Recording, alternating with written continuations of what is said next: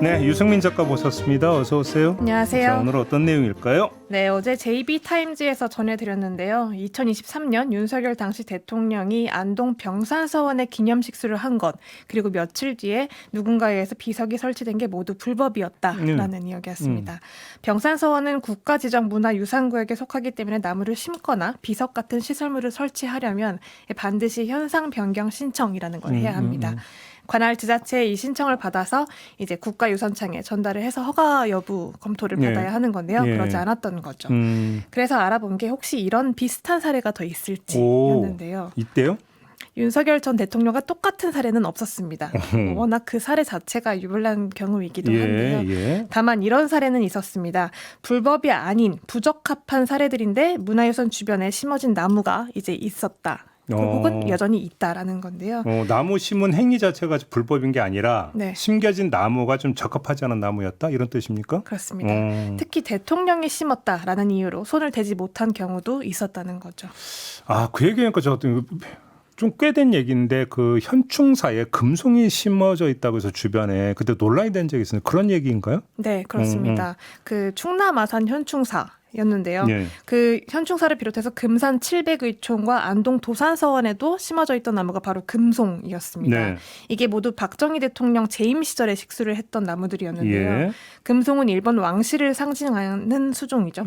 특히 이순신 장군의 사당인 현충사에 그런 나무가 있다라는 게 알려지면서 문화재 제자리 찾기라는 시민단체가 지속적으로 문제를 제기해 왔습니다. 이거 그때 상당히 논란이 됐었어요.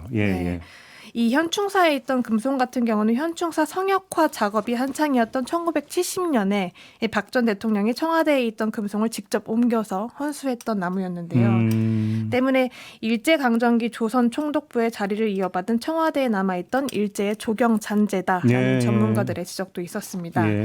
그럼에도 불구하고 당시 국가유산청, 당시 문화재청은 시대성과 역사성을 이유로 현상 유지를 좀 고수를 했었는데요. 결국 충무공 후손들까지 나서서 반대를 하면서 이 긴 논란 끝에 이 시기 결정된 사례였습니다. 아, 이 시기 그때 결정됐었군요. 네, 그게 2017년이었는데요. 오래 걸렸네. 그런데 이 과정에서 확인된 게 또 하나 있습니다. 그러니까 이미 그보다 앞서 문화재청 내부 자료에 금성은 사적지에 심어서는 안 되는 적합하지 않은 수종이다라고 분류가 되어 있었다라는 사실이거든요. 그 밖에도 부적절한 수종으로 명시가 됐던 게 가이즈카 향나무, 그리고 화백나무, 또 노무라 단풍나무 같은 외래종이었습니다. 그런 것들은 왜요?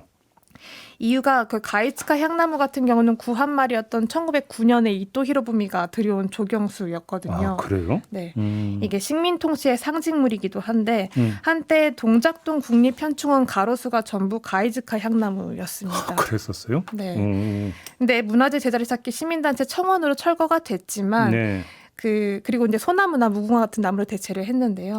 여전히 대전 현충원에는 남아 있습니다. 그 이후에도 여러 차례 문제 제기를 했지만 그 시민단체 해문 대표의 말에 따르면 여전히 남아 있다고 했고 이순신 장군의 신의가 모셔진 통영 충렬사에도 아직 금송이 남아 있습니다. 그러니까 문화재청이 이렇게 스스로 부적합하다라고 정해둔 수종이라고 인정한 외래종들이 여전히 사적지에는 버젓이 남아 있는 거죠. 아니, 왜 이러는 거예요? 관리가 안 되고 있는 거예요? 뭐예요? 네, 그 이해가 좀 안 되는데요. 문화재청이 사적지 부적합 수종을 기재해둔 문서가 있는데 이게 1997년에 작성했던 현충사 조경 정비 계획서입니다. 그러니까 기준은 이미 만들어 놓고도 대통령이 심었다라는 이유로 존치 결정을 내린 사례도 있었던 거죠. 그러니까 심지어 현상 변경 신청 같은 행정 절차도 대통령이 하면 예외처럼 다뤄지는 거기 때문에 그 결과가 이제 오늘날의 병산서원 비석 같은 일로 이어지게 된 겁니다. 그러면 뭐 전직이든 뭐든지 간에 이른바 대통령이라는 세 글자 그것에 위세에 눌려가지고 제대로 손을 못 대고 있었다 이런 이야기가 되는 건가요? 그렇습니다. 어제 말씀하신 것처럼 대통령 세 글자에 이제 모든 게 다 예외 처리가 됐던 건데요. 그러니까 문화재 같은 경우는 우리 모두의 유산인 만큼 권위로부터 당연히 지켜내야 하는 공간이기도 하는 거죠. 그러니까 이 모든 건 공공의 유산이 어떻게 기념이라는 이름으로 혹은 대통령이라는 이름으로 사유화될 수 있는지 보여준 사례였다라고 볼 수 있습니다. 아니, 그러니까 문화유산이라고 하는 거에는 여러 가지 가치가 있지만 정신을 기리는 측면이 큰데. 근데 그 정신과 누가 보더라도 어울리지 않는 오히려 대척점에 있는 그 나무를 방치를 한다? 이거는 그 어떤 이유로도 합리화될 수 있는 건 아니잖아요. 그렇죠. 특히 식민 통치의 상징성 혹은 그러니까요. 그래서 왕실의. 지금 국가유산청이죠. 옛날 문화재청. 거기서 부적합 수종까지 분류를 했으면 그 분류 기준에 따라서 하면 되는 건데 네. 손을 안 대고 있다. 20년 가까이. 그래요? 네. 이거는 좀 그렇습니다. 전면적인 좀 검토가 필요한 것 같은데요. 네.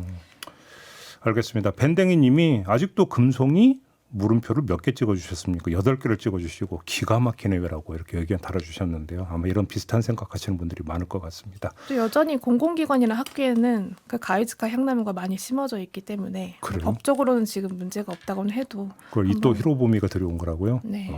예, 전 처음 알았으면 솔직히. 예, 알겠습니다. 고맙습니다. 유승민 작가였습니다. 고맙습니다.